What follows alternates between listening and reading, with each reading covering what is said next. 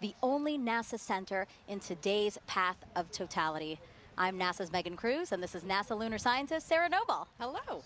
Today, NASA and the Great Lakes Science Center is hosting this free outdoor event for the community to experience the total solar eclipse together. You saw that beautiful aerial shot that we just had opening the show. We're seeing it again here. As you can see, we have a great fun crowd here. Yeah, we've been watching the crowd build all morning, and you can really feel the excitement starting to come now. Yeah, absolutely. The watch item, of course, is the weather.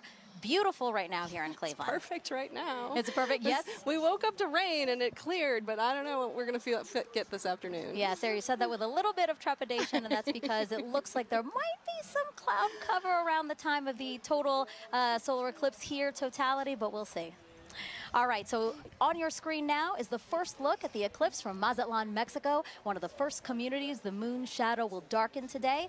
Right now, you see we're seeing a partial eclipse of the sun right now, but if you look at the upper left-hand corner of your screen, we're expecting totality there in about an hour and 4 minutes.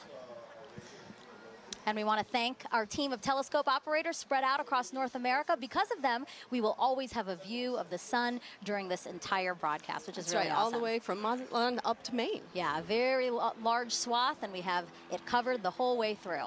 Now, if you scan your QR code that you see on the screen here, it'll take you to a live stream dedicated to just those telescope views, and it'll also take you to a Spanish broadcast of today's eclipse, and that starts at 1:30 p.m. Eastern Time.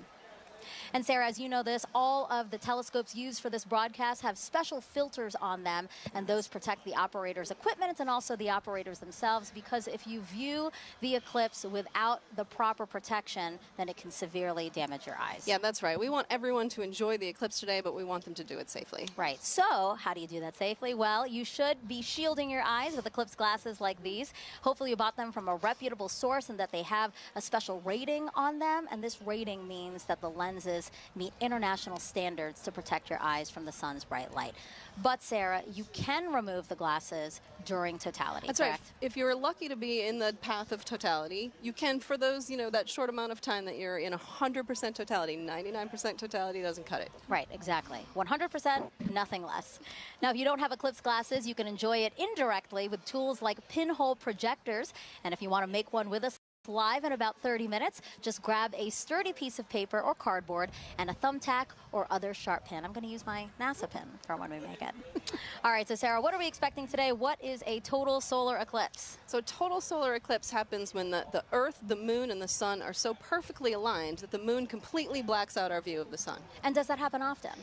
Actually, somewhere in the world, there's an eclipse about every 18 months or so, but like in any particular place, it's a pretty rare event. Yeah, I mean, specifically here in Cleveland, the last time Cleveland had a total solar eclipse, get this, 1806. Wow, that's remarkable. So quite a long time ago. Yeah. Once in a lifetime opportunity.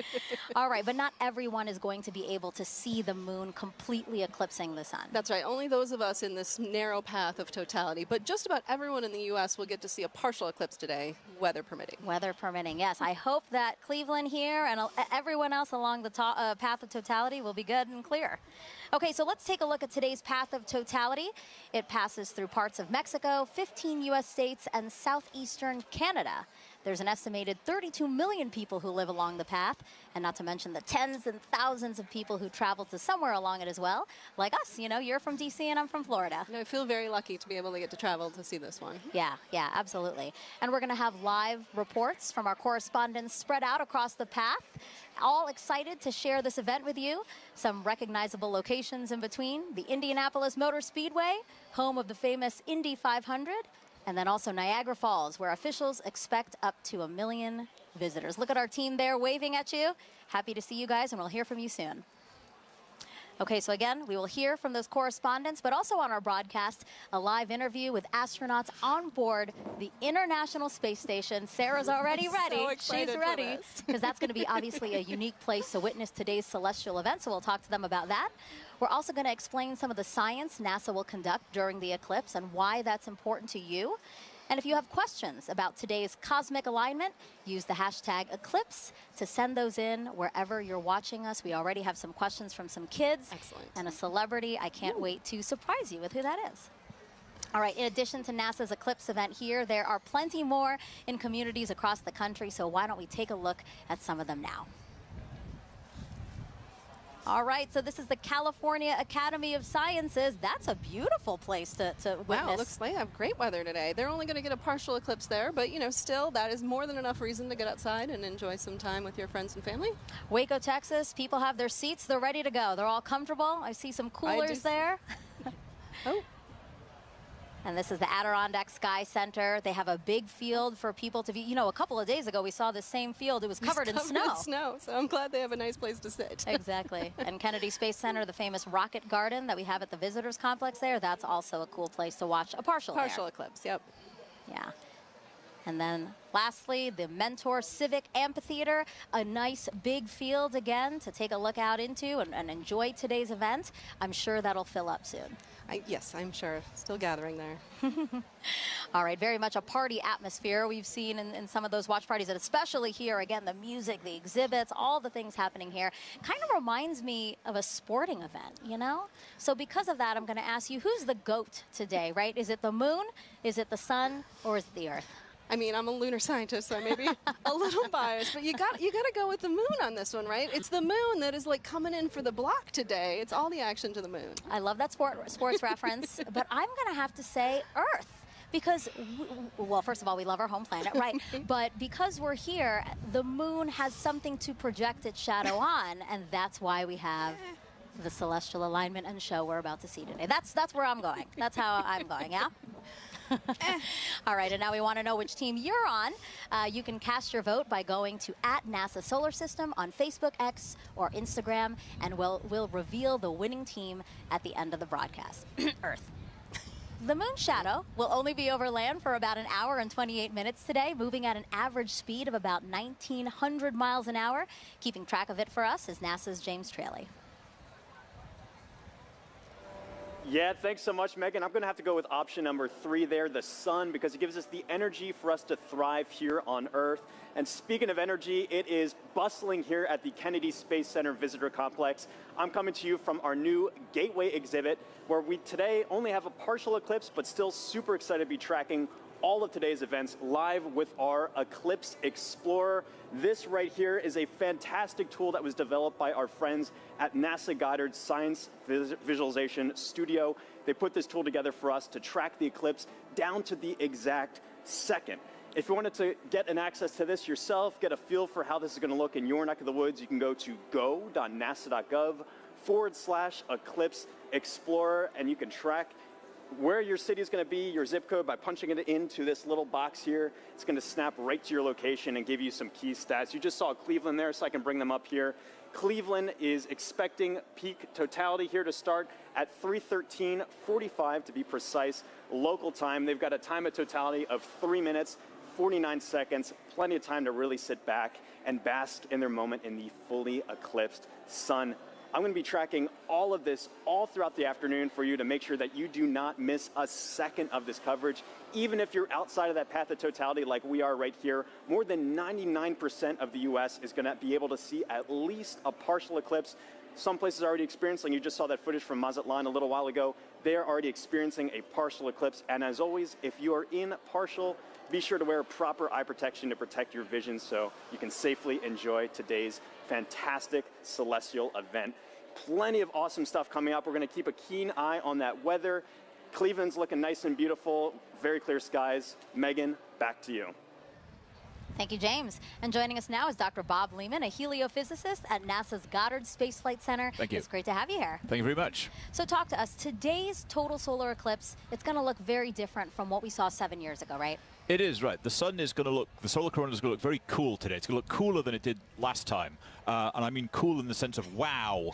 Not cold. Not cold, because the solar corona is like 1,000,000 degrees. But compared to last time, was close to the solar minimum, the minimum amount of magnetic activity on the sun. There's this 11-year or so cycle, and 2017 was closer to minimum, and 2024, April 2024 is pretty much close right to the maximum of that. So we're going to see the maximum amount of dynamism, of activity, and it's going to look, you'll see rays shooting out. And does that increased activity mean that we have a chance for new discoveries today and increased science? Sure. So in addition to other science that will be done because of the eclipse, just greater activity levels means that we have more chance to see what the sun is going to do, increased radiation levels, increased activity, eruptions that will affect the Earth. So how does that affect the Earth, and how do we study those effects? What do we have, the tools, the assets to study those effects?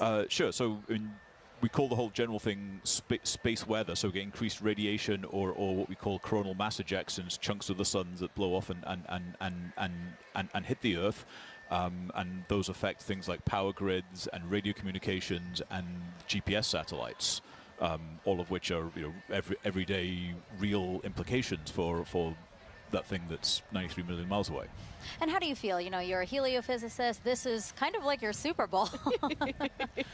Pretty much, yeah. You are not the first person to say that to me today. and are we right? Pretty much, yes. I mean, this is it. I mean, 7 years, and I like to say there's the diving, trying to reach the goal line from the Super Bowl, what, 15, 20 years ago, that was like, totality, not totality, and yeah, today is it. I'm really looking forward to it.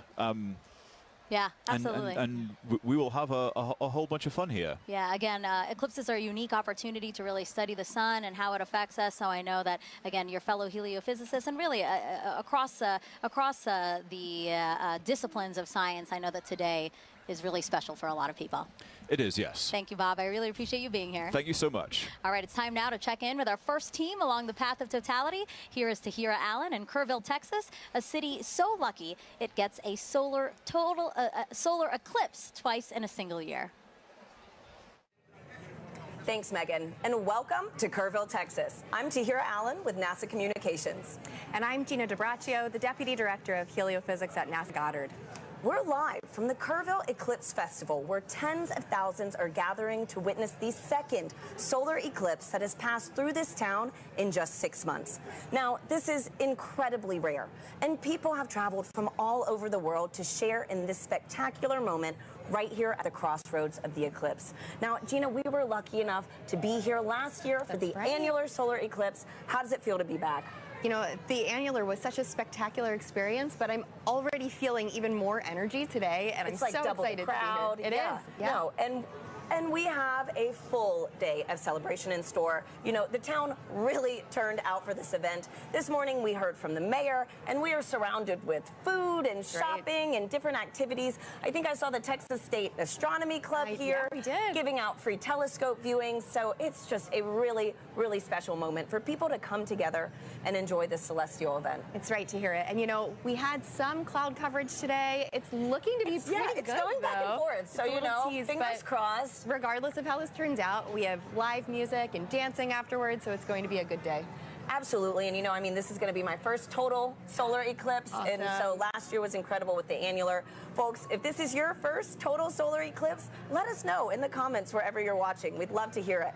So this is also a good time to remind everyone that it is not safe to look directly at the sun without specialized eye protection for solar viewing. Now that is except during the brief phase where the moon is completely covering the sun, and that will only be for those in the path of totality.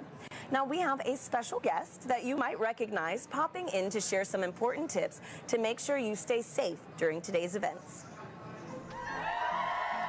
Hi Eclipse enthusiasts, Lance Bass here, and I want to tell you how to protect those eyes and stay safe during a solar eclipse. During these celestial events, the sun, earth, and moon are in sync, creating solar eclipses. You can look directly at the sun during a total solar eclipse, but only when it's completely covered by the moon for a brief period known as totality. This is a really special moment. At all other times, you should wear eclipse glasses so that you don't say bye-bye-bye to your vision. Seriously. And eclipse glasses are not the same as regular sunglasses. No, they're not. Safe solar viewers are thousands of times darker and will have a specific certification that you should look for right here. Don't be a space cowboy and try to look directly at the sun. If you don't have eclipse glasses, you can use an indirect viewing method, like a pinhole projector. You can make one of these with something as simple as an index card with a hole, or a colander, or even your hands. With the sun at your back, you can safely project an image of the sun through the hole onto a nearby surface, like the ground. It's gonna be me who is wearing my eclipse glasses, and so are you. Now, you can't have an eclipse without the sun, the moon, and the earth. And as you heard from Megan and Sarah earlier, we've been hosting a friendly competition to see which one of these three teams that you're siding with today. Now, Gina, I feel like it almost goes unsaid here, but I have to ask. I don't want to assume. Which team are you repping today? You probably were going to guess sun. Oh, Team Sun. Who would have thought? You're right. No.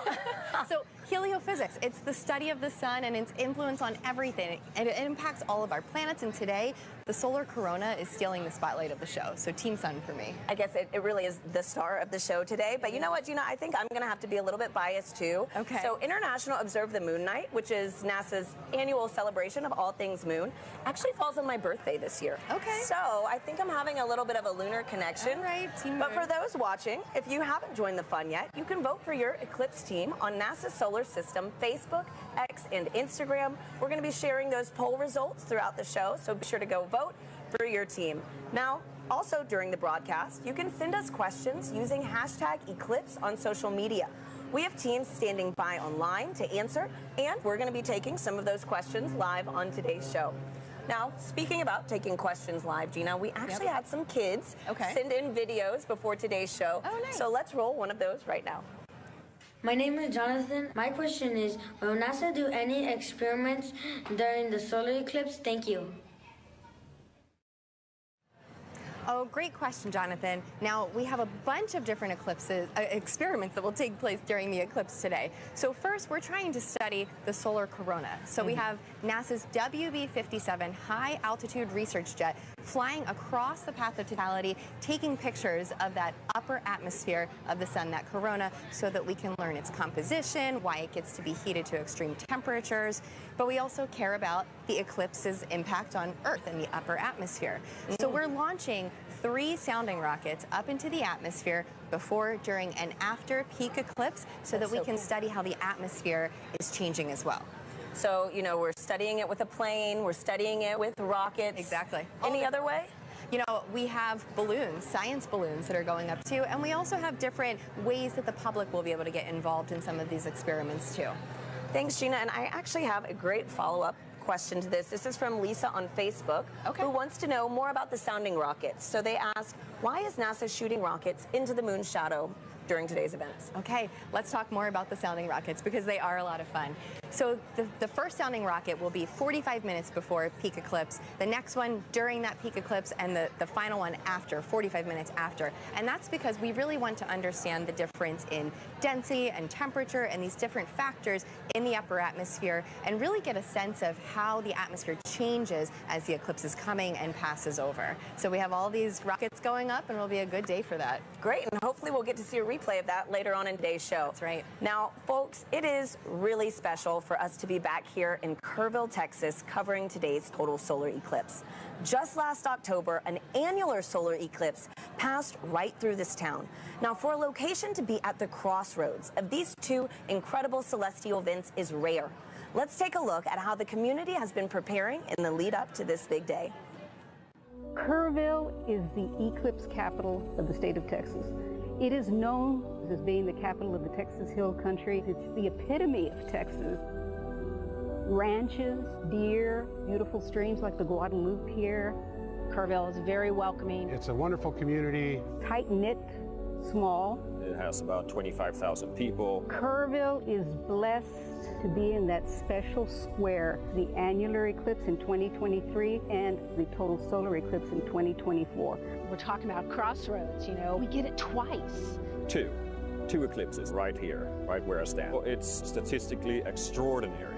We get 2 in less than 6 months. Everybody's excited about it. City council, county commissioners, everybody's working diligently to be able to provide safe opportunity for the influx of people. This will be the biggest event in the history of the city, and that's why the city is preparing. We're preparing to make the event enjoyable for everybody who wants to see this tremendous natural phenomena. I think that Kerrville has done an awesome job of preparing, you know, way in advance. It's getting that message out to people to make sure that they're taken care of personally, but then there's the science part of it, letting them know what is an eclipse. And I'm just having a great time going out and talking to civic organizations and clubs, and I can talk about eclipses. So this will be my 4th and 5th solar eclipses. I've seen total eclipse in Nebraska. I drove 1,200 miles for a little over 2 minutes, and it was well worth it. And just couldn't believe the experience of the eclipse. I mean, it still just, it literally gives me goosebumps every time I talk about it. It's a visceral, emotional experience that is just, you have to experience it to understand. I thought I knew what it would be like, but I gasped at the sheer wonder. It's going to be a, you're going to hear that intake of air and awe. It was the most beautiful natural thing I've ever seen. So to have an eclipse basically in my backyard is just, it's indescribable.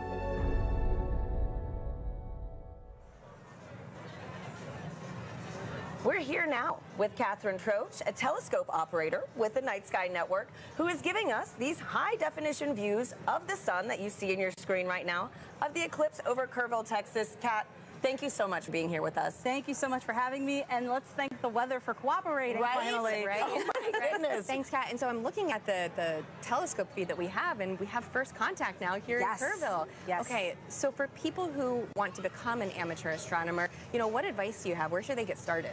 The easiest way to get started is to look up Night Sky Network. Night Sky Network has over 400 astronomy clubs in the United States. You would just use our search function to plug in your city and find the club that's closest to you. And if you don't have a club that's close to you, you can use our coordinator tips to start your own astronomy club. Wow. That is awesome. And you know what? For folks, if you want some more details on the Night Sky Network and other things on how to become an amateur astronomer, you can visit go.nasa.gov/Night Sky Network. Now, a fun fact about today's broadcast that I absolutely loved learning was that so many of our telescope views that you're going to be seeing today are from amateur astronomers. And so, Kat, again, on this topic of, you know, sky gazing, I heard that those in the path of totality might be able to witness more than just a total solar eclipse today. Could you give us a sneak peek on what we could expect? Absolutely. So if we have clear skies in the path of totality, as it gets darker, you'll start to see two bright points of light. That would be Jupiter and Venus. And then as we get to totality, at totality, you'll be able to see the fainter planets, Saturn, Mercury, and Mars. And if you're lucky, you'll be able to catch Comet 12P. Oh, what a crazy, like, cosmic alignment today, you know? So, man. Great. So for the amateur astronomers that actually want to view today's celestial event, what tips do you have for them? So, of course, you need to have solar protection. You need to have solar-safe glasses. And you need to have solar filters for your telescopes, your binoculars, your cameras. But you can also use indirect viewing, like a pinhole projector box, or you can use a disco ball. A disco ball? Yes. Wait, how does this work? Can you, like, walk us through this? So as the sun hits the mirrors, and it'll cast a little reflection onto the surface here, you'll see little crescent shapes as the eclipse progresses. That is incredible. We need to keep that disco ball. Oh, yeah. Right? No, seriously. So, Gina, didn't you say you could also use your hands That's at one right. point? You know, you can take your fingers and weave them together to let the light project through so that you can see the projection of the eclipse on the ground. Absolutely. There. That's fantastic. So a lot of different ways to be able to view today's event. There's no one wrong way to do it, unless you're just using to do it. Just do it. Just make sure you do it safely. Yeah. And so, Kat, too, you know, earlier you gave me a little reveal of your shirt, and it is too perfect for today's show. You know, could you give our viewers a little taste? Sure, no problem. So if you know, you know. If you know, you know. Totality going on at the moment. Love it. Thank you so much for being here, Kat. Thanks, you again for having me. Absolutely. And so now coming up soon, we're going to get our first views of the total solar eclipse as it begins in Mexico, sweeping across North America. We have correspondents all along this path who are going to bring you live into the action as it happens. First up, let's check in with Joy Ung in Dallas, Texas. Thanks to Harry and Gina. So welcome to the Dallas Arboretum and Botanical Garden. I'm Joy Ung, and as you can see behind me, we have a lot of people eagerly waiting for the total solar eclipse. It's so amazing to hear so many people talk about the sun and the moon, and what makes this day even special is that the eclipse gives scientists a really unique chance to do science. So to tell me more, I'm here with NASA scientist Dr. Ashley Greeley. Thank you so much for joining us. Hi, Joy. Thanks for having me. So firstly, how are you feeling about today? I'm feeling really excited excited. The skies are starting to clear out, and it looks like we might get a pretty good show. Fingers crossed. So earlier in the show, we learned that today's eclipse will look quite different from the 2017 eclipse. We're going to see more structures in the sun's outer atmosphere. So Ashley, can you tell me, why is that different? Why is the sun going to look different, and why is it changing? Sure. The sun goes through phases, which we call a solar cycle, that last roughly 11 years. And those are periods where the sun is less active and periods where the sun is more active. We're entering a time of solar maximum, which is really exciting because that means that the sun is more active. Its magnetic fields are more dynamic. We may see features here, such as streamers, which looks like little spiky wisps in the sun's atmosphere, which we call the corona, and then little prominences, which look like little peak arcs on the surface of the sun. Yeah, we're really excited to see this, and we hope that we'll see some really interesting features. There may be a little bit of asymmetry as well in the magnetic fields, and I don't know, I guess we'll have to find out in about an hour. So the sun is changing. So do those changes affect life on Earth at all? Sure, yes. The sun does affect life here on Earth. We have a term that we call space weather, which applies to the field of study of everything from the sun to the Earth and in between, and how that affects life here. We are fortunate that on Earth we are protected from things coming from the sun by our magnetic fields, which shield us from those explosions that come from the surface of the sun that we talked about. Those can result in really fun occurrences, such as the aurora. There can be some negative side effects, but those are mostly limited to things that are outside our magnetic fields. The storms from the sun can interfere with satellites, and it's something we really have to think about as scientists as we start to plan for putting humans on the surface of the moon or potentially sending them to Mars. Those energetic particles that result from the sun can impact humans, so that's just something that we have to learn about and take into account. So the sun is always there, of course, but why are eclipses a good time to study these effects called space weather? Yeah, eclipses are a really cool time for scientists to be able to study the sun. It's really hard to completely cover the disk of the sun in order to study the sun's atmosphere, especially that inner part of the atmosphere. We're really fortunate that here on Earth, our moon is just the right size and just the right distance from Earth that it can completely block out the sun's disk during total solar eclipses. So we're really able to observe that inner atmosphere in a way that we can't normally. So this event is really exciting for both scientists and the public alike, and that's just such a cool experience to share together.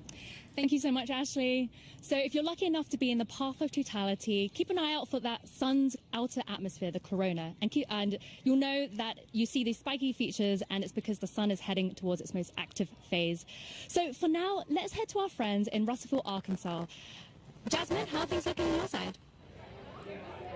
Joy, things are looking absolutely fabulous in a very sunny downtown Russellville, Arkansas. As she said, I'm NASA's Jasmine Hopkins, and I am coming to you live from the Depot District, where the city is throwing a massive block party, all in celebration of the total solar eclipse. Now, people in Arkansas have great reason to celebrate because this is only the second total solar eclipse visible from the state since it was first established in 1836, and the next one visible from here won't happen for another 2 decades. So people around me are gearing up for what feels like a once-in-a-lifetime opportunity.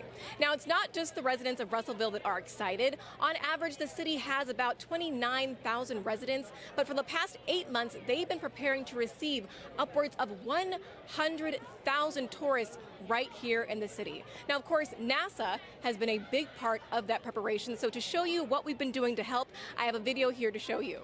So we have been talking to the next generation of space explorers right here in Arkansas. We started off at Arkansas Technical University, and then we moved on to Russellville City Schools, where we spoke to hundreds of students all the way from 8th grade to 12th grade about this total solar eclipse. We had NASA's Marshall Space Flight Center, the Arkansas Air National Guard, the U.S. Space and Rocket Center, and even the Paris Observatory joining us all the way from France.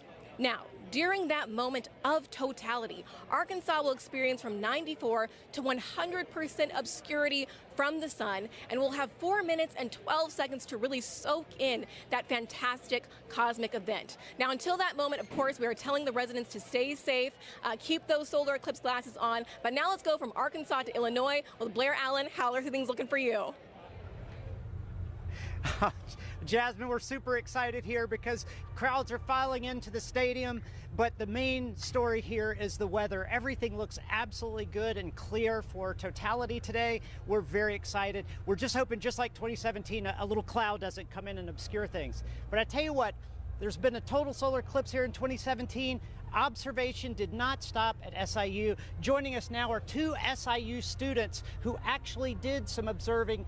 This is Callie and Paige. Now, Callie, I know that you guys went to Australia in 2023 and you observed the totality using an interesting technique. Can you tell us about that? Yeah, so when we were in Australia, we used a sun funnel to view it, and what it does is it projects basically what the telescope is seeing onto a film. And so a sun funnel is just basically a funnel with two hose clamps and rear projection film, and it just projects the sun, and we actually captured a picture of totality as that eclipse was happening. And it's pretty cool because it allows other people, instead of having to go through the eyepiece, you get to see it. Pretty impressive. Now, Paige, you guys are going to do some observation today.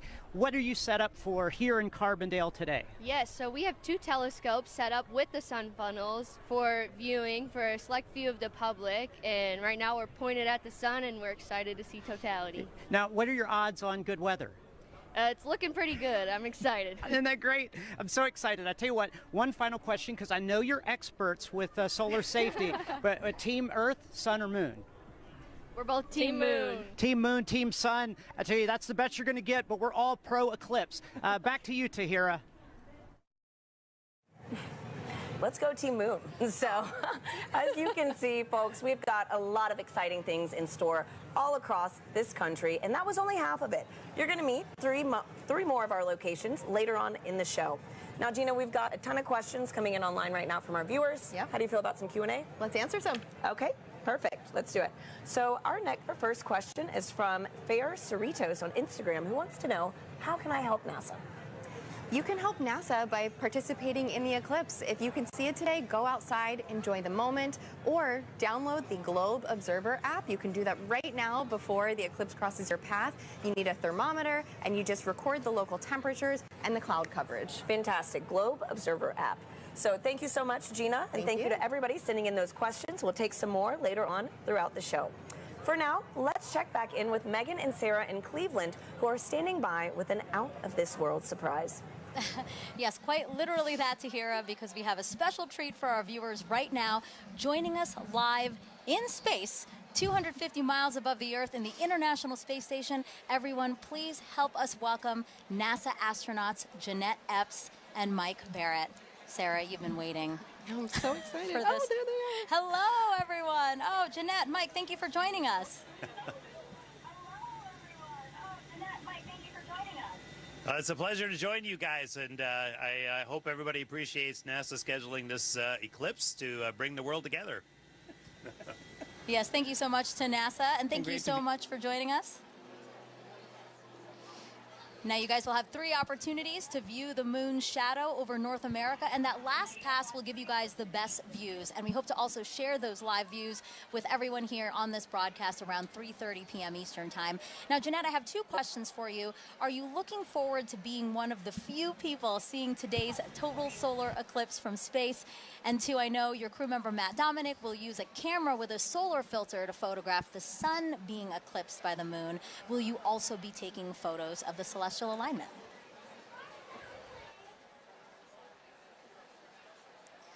I'm definitely taking pictures of the solar alignment.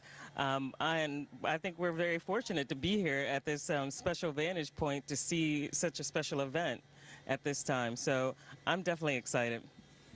What about you, Mike? What's going through your mind as you're preparing to see such an awe-inspiring event?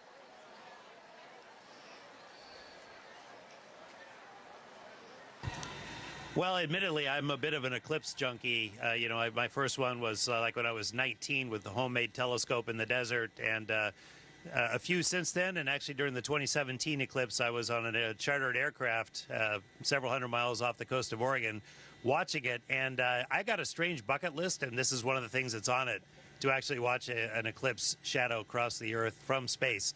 So I'm ecstatic to see this box gets checked and just to see this amazing thing from up here.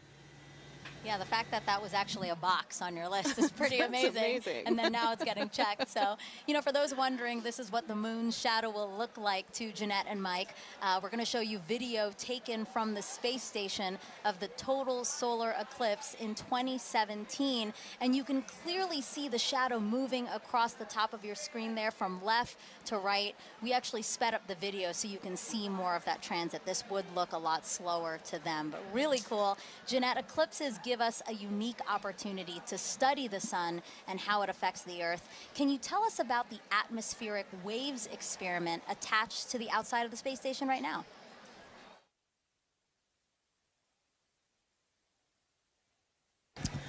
Sure. We have an atmospheric wave experiment that's going on now, and what it looks at are these atmospheric gravity waves. And these waves transport energy and momentum up through the climate system.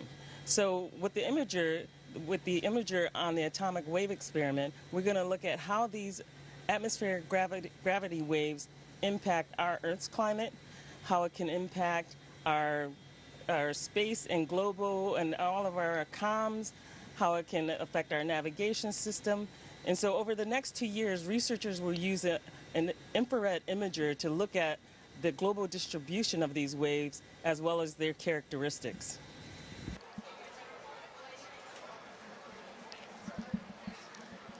Mike, how does it feel to have a hand in maintaining the space station so that important science like the atmospheric waves experiment can happen?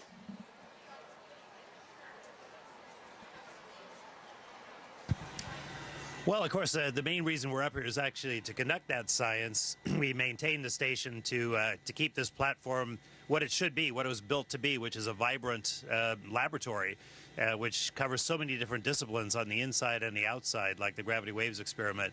I mean, it's an honor and a privilege, as much as anything, to have a hand in that science, and we end up being basically the eyes, the hands, the on-site presence to conduct that science. And we get to be the first to see results of just amazing things that are years in the making by a bunch of really smart, ambitious scientific teams on the ground. So that's really where the joy is. Maintaining the station is just like maintaining a research ship, something I actually quite like. So I feel very much at home in that role.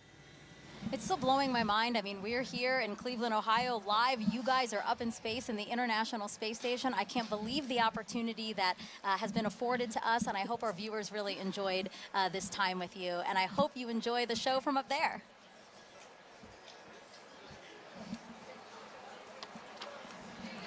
All right. We have, but we do want to close by saying, first of all, we really enjoy being here, but everybody stay safe. And use the simple means to protect your eyes as you look at the eclipse, as Jeanette and I are modeling here, which makes us blind as a bat on the inside, but solar protected on the outside. So we encourage everyone to do the same. Really great advice from both of them. Thank you so much. Sarah and I have our glasses, and we're ready to go. Also blind if we don't do this. All right, again, Jeanette, Mike, thank you so much. And we actually have some time to take questions from the audience. We have #Eclipse. That's how you can send questions to us. So let us take a video from another curious kid we have watching. Hi, my name is Adrian. My question is, why will we not see a total eclipse in California? Thank you.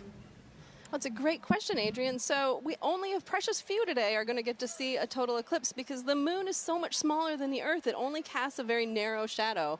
But still, even in California, you're going to get to see a partial eclipse, and that is still a really cool event. So I do encourage you to get out there and see it for yourself today. Yeah, absolutely. So again, #Eclipse. Wherever you're watching us, drop that in the comments, and we'll try to get to as many questions as we can on the show. Okay, so we have, obviously, people celebrating with us online and at events across the country. So why don't we check out some of those events again now? Waco, Texas again.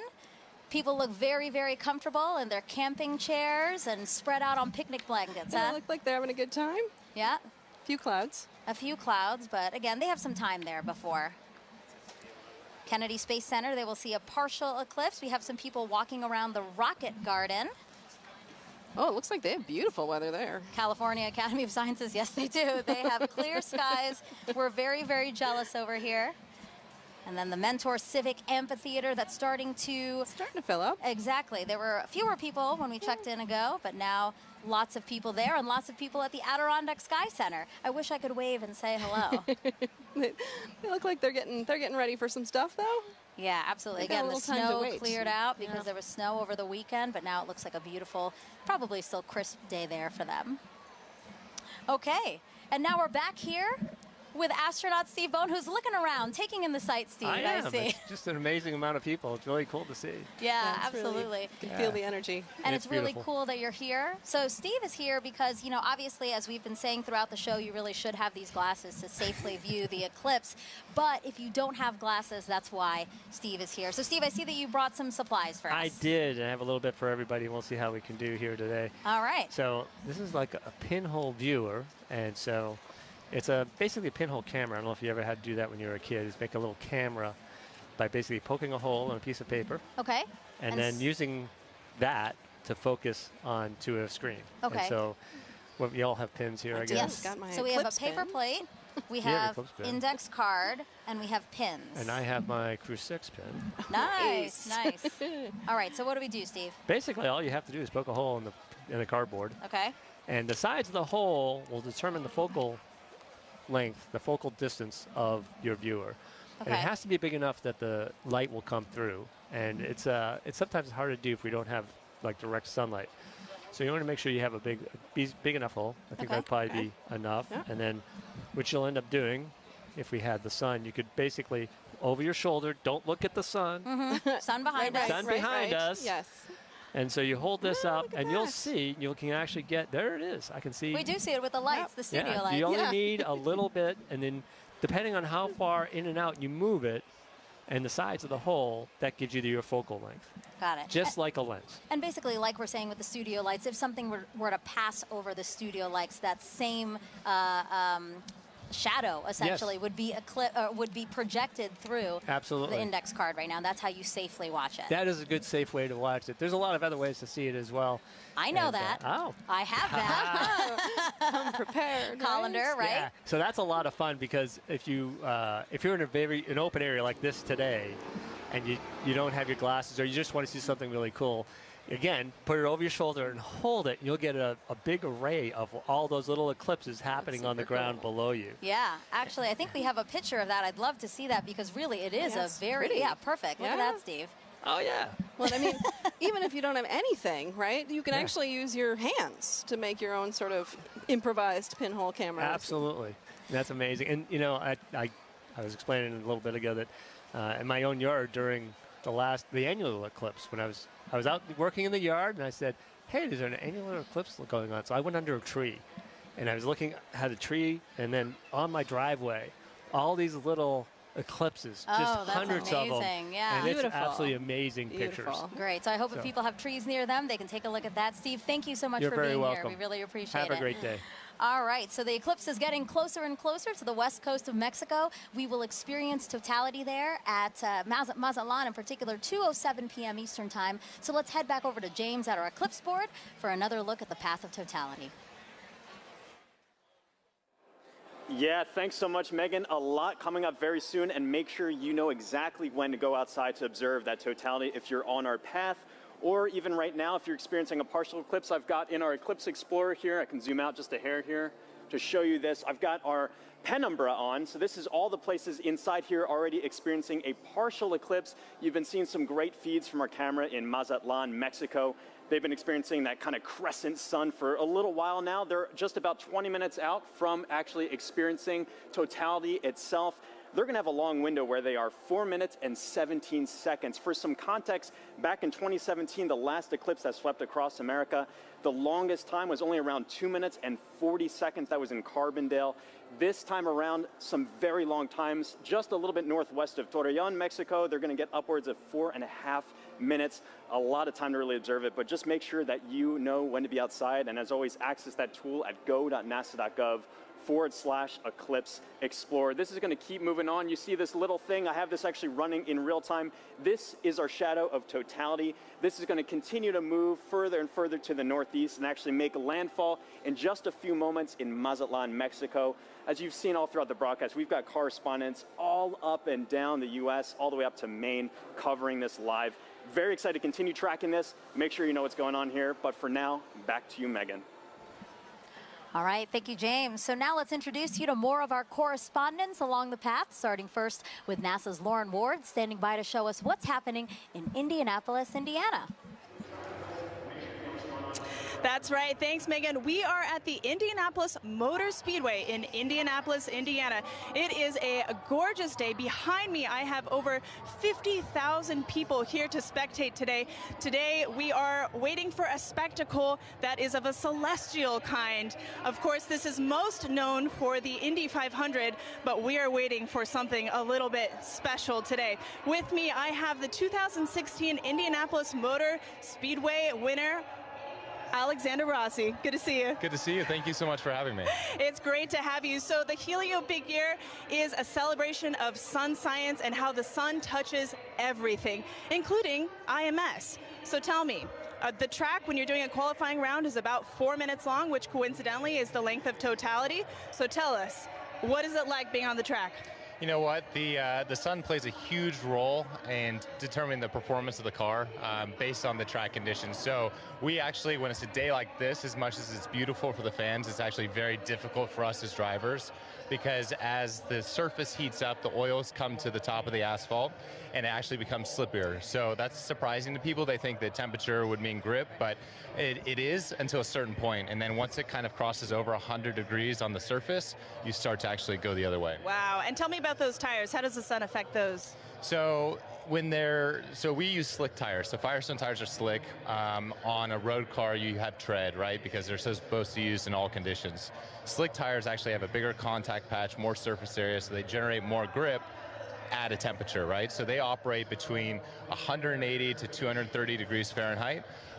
Again, the sun is good until a point. When they go over that 230 degree mark, you start to lose that grip again. Ooh, all right. Well, we have a little competition going on today. We're trying to determine whose big day is it. Is it the sun's, the moon's, or the Earth? So my question to you is, are you Team Sun, Team Moon, or Team Earth? That's a hard one, but I'm going to go Team Earth. You know, I just think we're so lucky, especially today with the people that are around us here, to be able to witness what we're about to see. Go Earth. Go Earth. You heard it here first. All right, guys, thanks. We'll be back here. Daryl in Niagara, over to you. All right, thank you very much, Lauren. Just 500 miles northeast of you, we are here at Niagara Falls, right next to the Niagara River. This is a special location for a lot of people because it is a once-in-a-lifetime opportunity to see a natural wonder set against a celestial one, the solar eclipse. And so let's talk first of all about the natural wonder, and it all starts right here. Look at this massive river and the amount of water that's moving through here. 500,000 gallons of water, 500,000 bathtubs actually going over the falls at every 60 seconds. It's tremendous, the flow here. It interacts with the air, it hits the rocks, and it also, you know, it flows up a mist column that is omnipresent. This is always here. So one of the things that eclipse watchers want to see is, how does it interact with the light? Will we have a pink rainbow because only prominences from the sun will be seen and they're pink? We'll have to see about that. One thing we do need is a little bit better cloud clearing around here, because we do have some cloud cover. But that's okay. People who have gathered here are excited and they're hopeful that it will clear. Who's here? Well, I want to show you our camera from about 500 feet away. Look at all my friendly eclipse watchers. Are you guys ready for an eclipse? Yeah! Whoa, I love the energy. We could use this energy to blow the clouds out of here. As our camera backs out, you're looking at Terrapin Point, and this is the lawn here. It's roughly the size of a football field, and everybody who's here, a lot of people came in at 6 a.m. this morning. They currently cut off the park from anybody from coming further into Goat Island here. So this is the max capacity that we're at right now. It's that popular. Over to the other side, our friends from Canada. Look across the river gorge, about 1,000 feet away. Niagara Parkway is lined with people. So it's a beautiful shot over there, and we really appreciate our Canadian friends who have joined us. Now, this our Canadian friends who have joined us. Now, this isn't just about the solar eclipse. We've been here for the past week, and we were at locations all across Niagara Falls, 12 to be exact. Take a look at this video. Crowds of people packed the Niagara State Park Welcome Center where Commander Moonican Campos, the mannequin who flew around the moon during the Artemis 1 test flight in 2022, was on display. Our partners at the Canadian Space Agency sent kids virtually to space all week long. And NASA experts from the Kennedy Space Center gave presentations and talks at places like the Niagara Aerospace Museum and libraries across the area. The outreach was a huge success.